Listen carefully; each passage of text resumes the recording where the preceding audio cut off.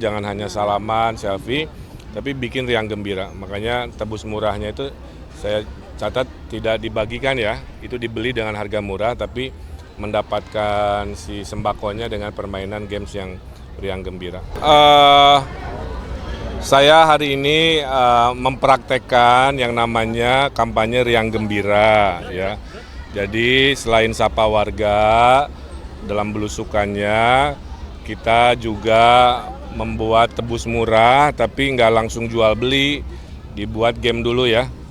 Game ini membuat mereka bisa bergembira menjelang malam berkegiatan. Saya ditemani oleh sahabat kami Bu Silviana Murni yang juga tentunya tokoh di Jakarta yang luar biasa. Di sini insya Allah banyak program-program yang bisa dihadirkan. Tadi sambil jalan tuh selalu warga tuh curhat, ya sambil curi-curi salam, curi-curi selfie. Kalau dari kakek-kakek tadi merasa kartu lansianya dia nggak dapat, ya ada curhatan itu. Kemudian ada warga yang terkena stroke, ya. Nah itu yang nanti jadi program dokter keliling ya, untuk dia bisa datang, memberikan pengobatan dan lain sebagainya. Kemudian dari ibu-ibu khas ya, pengen Jumantik, Dasawisma, PKK Posyandunya operasional dinaikkan. Dan RT RW juga tadi sudah dikasih tahu, dalam 5 tahun ada dana 1 miliar yang bisa dipergunakan untuk memperbaiki lingkungannya. Terserah mau dibelanjakan seperti apa. Oke. Nah kemudian juga hal ini menandakan bahwa saya khususnya terus setiap hari ya, sehari 2-3 kali belusukan di wilayah-wilayah. Semata-mata memang kampanye yang paling disukai adalah kampanye tatap muka, kampanye yang bertemu warga. Cuman kita ke tim relawan jangan hanya salaman, selfie, tapi bikin riang gembira. Makanya tebus murahnya itu saya catat tidak dibagikan ya, itu dibeli dengan harga murah, tapi mendapatkan si sembakonya dengan permainan games yang riang gembira. Saya kira itu. Tempat kampanye favoritnya di Jakut dan di Jaktim. Apa seperti apa Pak RK? Oh kalau saya ngikutin dari jadwal tim ses saja ya. Kadang-kadang ada tempat yang kita ingin datangi tapi mungkin warganya mayoritas sibuk bekerja gitu.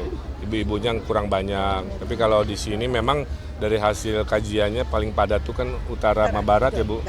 Kurang lebih seperti itu. Jadi wajar kalau memang mayoritas banyak kegiatan di sini. Nah ini kan soal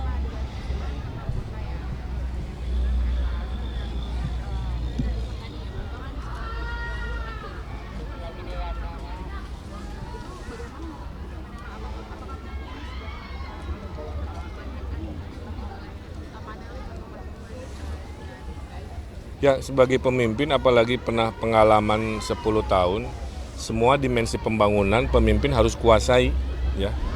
Jadi tata kota juga harus dikuasai.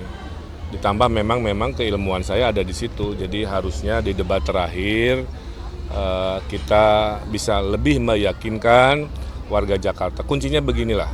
Ekonomi Jakarta itu semua dampak dari ekonomi tata ruang. Kalau tata ruangnya adil, peradaban kita juga adil. Kalau tata ruangnya kurang adil, kita menyaksikan ya ada ketimpangan yang kita saksikan dampak dari politik tata ruang. Jadi nanti ujungnya kan janji kita kan itu berkeadilan ya. Nah di dalamnya adalah keadilan tata ruang, ekonominya dan tata kotanya. Oh, soal durasi debat ini kan mau bertambah kan katanya. Ini tanggapannya gimana durasi debat bertambah? Kalau dianggap itu lebih membuat warga lebih yakin, saya senang-senang aja. Karena kadang-kadang ya di kepala banyak urusan, dikasih waktu cuma semenit ya. Jadi menjawab semenit itu kadang-kadang nggak cukup. Tapi kalau bisa lebih tentu lebih baik. Oke terakhir. Kakak izinkan kampanye akbar di mana mungkin Ya masih dirapat oleh Pak Ariza, nanti Pak Ariza yang menyampaikan. Di wilayah selatan saat ini sedang hujan deras juga banjir. Dari Bang Eka sendiri apakah sudah menyiapkan beberapa strategi untuk mengatasi? Ya, saya kan udah sampaikan teori banjir semua sama aja, tinggal eksekusi ya. Di selatan itu banyakin parkir air, kalau hujannya dari Bogor, bendungan kan udah dibangun ya oleh Pak Jokowi dan saya gubernur dulu. Kita akan belanja APBD di sana lebih banyak, sehingga air mengalir ketahan dulu. Di tengah, perbanyakan sumur resapan dan biopori sambil naturalisasi dan program normalisasi kita lanjutkan. Di utara, Giant Sea Wall sudah disetujui oleh Pak Presiden. 3 tadi harusnya ya, dalam 5 tahun kita cicil kerjakan, mudah-mudahan banjir makin berkurang. Wajar kalau memang mayoritas banyak kegiatan di sini. Nah, ini kan soal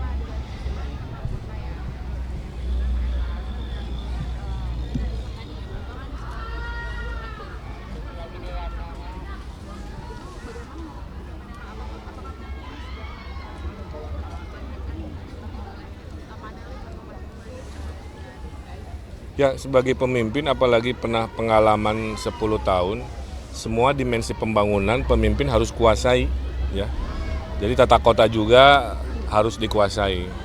Ditambah memang keilmuan saya ada di situ. Jadi harusnya di debat terakhir kita bisa lebih meyakinkan warga Jakarta. Kuncinya beginilah. Ekonomi Jakarta itu semua dampak dari ekonomi tata ruang. Kalau tata ruangnya adil, peradaban kita juga adil. Kalau tata ruangnya kurang adil, kita menyaksikan ya ada ketimpangan yang kita saksikan dampak dari politik tata ruang. Jadi nanti ujungnya kan janji kita kan itu berkeadilan ya. Nah di dalamnya adalah keadilan tata ruang, ekonominya dan tata kotanya. Oh, soal durasi debat ini kan mau bertambah Kang katanya. Ini tanggapannya gimana durasi debat bertambah? Kalau dianggap itu lebih membuat warga lebih yakin, saya senang-senang aja. Karena kadang-kadang ya di kepala banyak urusan, dikasih waktu cuma semenit ya. Jadi menjawab semenit itu kadang-kadang nggak cukup. Tapi kalau bisa lebih tentu lebih baik. Oke, terakhir. Kang izin Kang kampanye Akbar gimana mungkin? Ya masih dirapat oleh Pak Ariza, nanti Pak Ariza yang menyampaikan. Di wilayah selatan saat ini sedang hujan deras hingga banjir. Dari Bung Eka sendiri apakah sudah menyiapkan beberapa strategi untuk mengatasi? Ya, saya kan udah sampaikan teori banjir semua sama aja, tinggal eksekusi ya. Di selatan itu banyakin parkir air, kalau hujannya dari Bogor, bendungan kan udah dibangun ya oleh Pak Jokowi dan saya gubernur dulu. Kita akan belanja APBD di sana lebih banyak, sehingga air mengalir ketahan dulu.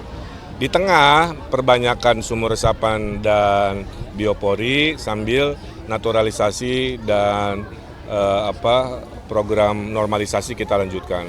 Di utara, Giant Seawall sudah disetujui oleh Pak Presiden. 3 tadi harusnya ya, dalam 5 tahun kita cicil kerjakan, mudah-mudahan banjir makin berkurang. Oke, udah ya. Terima kasih teman-teman.